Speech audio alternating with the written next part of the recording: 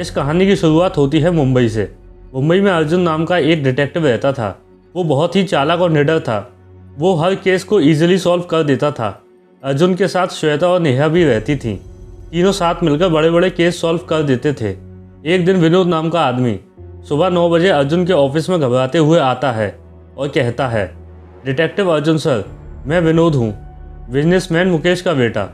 मैं बहुत मुसीबत में हूँ, मुझे आपकी मदद चाहिए। अर्जुन, बताइए मैं आपकी क्या मदद करूँ। विनोद, मेरे पापा की अचानक हार्ट अटैक से डेथ हो गई है। मेरे पापा हार्ट पेशेंट थे, लेकिन मुझे लग रहा है उनकी मौत नहीं हुई है, उन्हें मारा गया है। पर मेरे पास इसका कोई सबूत नहीं है, इसलिए मैं पुलिस के पास नहीं जा सकता। और मुझे मर्डर का शक इसलिए है क्योंकि 2 दिन पहले उन्हें किसी ने फ़ोन पर धमकी दी थी। फिर अर्जुन अपनी टीम श्वेता और नेहा के साथ विनोद के घर आया। वहाँ जाकर तीनों ने सारे घर की जांच की। तीनों ने घर के एक एक कोने की जांच की। फिर कुछ देर बाद श्वेता ने डिटेक्टिव अर्जुन से कहा, सर यहाँ सब कुछ देखकर एक नेचुरल डेथ लगती है, क्योंकि दरवाज़ा अंदर से बंद था। आने जाने का कोई दूसरा रास्ता भी नहीं है। मौत की वजह भी हार्ट अटैक है, जो नेचुरल है, लेकिन ये मर्डर है तो कैसे। अर्जुन, आसान है नेहा, तुम गेट की कुंडी को चेक करो। अगर कुंडी लोहे की है तो ये मर्डर है, और नहीं है तो ये नेचुरल डेथ है। नेहा, ओके सर, कुंडी लोहे की है। अर्जुन, ओके, मतलब मर्डर हुआ है। अब मैं मर्डर और कुंडी का रिलेशन समझा देता हूँ।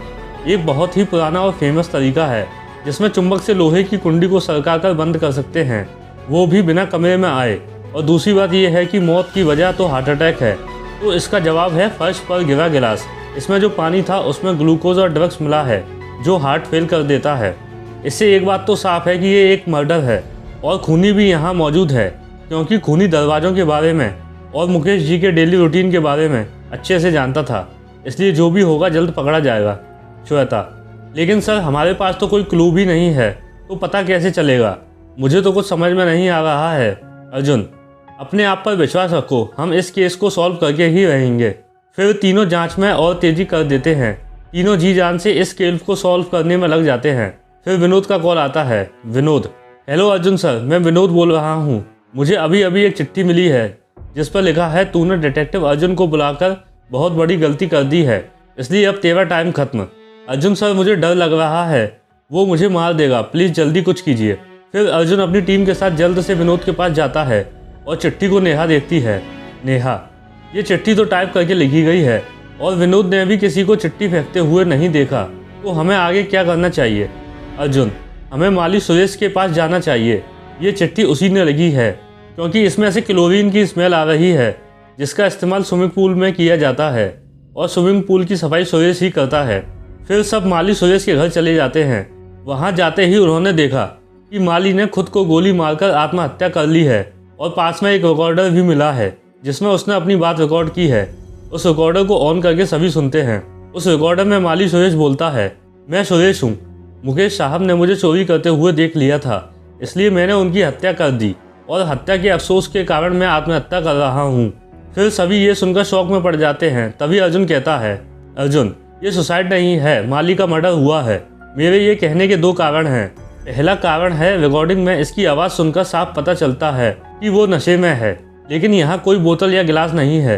और दूसरी वजह है, अगर माली गोली लगने के कारण मर गया तो रिकॉर्डिंग किसने की।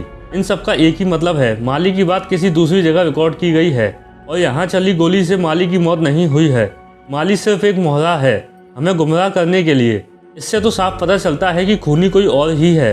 नेहा, जल्दी से पुलिस को इन्फॉर्म करो, मर्डरर का पता चल गया है। मर्डर मुकेश जी के नौकर ने किया है।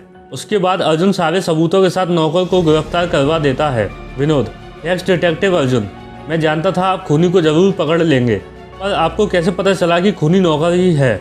अर्जुन, मुझे ड्राइवर पर शक तब हुआ जब मैं तुम्हारे फोटो एल्बम देख रहा था। उसमें ड्राइवर की वाइफ को देखा। उसकी वाइफ ने पार्टी फंक्शन में काफ़ी ब्रांडेड कपड़े पहने हुए थे और गहने, और साथ ही हाथ में 3 लाख रुपए की कीमती बैग। मैंने जब उसकी इतनी महंगी वेशभूषा की छानबीन की तो पता चला कि ड्राइवर की बैंक अकाउंट में बहुत बड़ी रकम है, और खोजने पर पता चला कि वो सारे पैसे आपके पापा मुकेश जी के ब्लैक मनी के पैसे हैं। उन्होंने इनकम टैक्स से बचने के लिए पैसे ड्राइवर के अकाउंट में डाल दिए। ड्राइवर उन सारे पैसों को हथियाना चाहता था, इसलिए मुकेश जी को मार दिया और नेचुरल डेथ दिखाने की कोशिश की। अगर ये सुसाइड या मर्डर होता तो जांच होती और सारा पैसा पकड़ा जाता, लेकिन जब उसने देखा कि मैं मर्डर कर चुका हूँ तो उसने दूसरी चाल खेली। माली को अपने घर पर शराब पिलाकर बातें रिकॉर्ड कर ली और इन सब का अहम सबूत मिला ड्राइवर के घर में लगे झूमर से। मैं जब ड्राइवर के घर पूछताछ करने के लिए गया तो मुझे एक आवाज़ आई जो माली की रिकॉर्डिंग और मुकेश जी के फ़ोन के बैकग्राउंड में थी, जो हवा के कारण उस झूमर से आ रही थी। बस इतने सबूत काफ़ी थे उसके लिए। तो दोस्तों, आपको यह हिंदी सस्पेंस स्टोरी रहस्य, मौत या मर्डर की कहानी कैसी लगी, हमें कमेंट्स में ज़रूर बताइए, ताकि हम आप लोगों के लिए ऐसी स्टोरी लाते रहें। और साथ ही इस स्टोरी को ज़रूर शेयर कीजिए और चैनल को सब्सक्राइब कीजिए।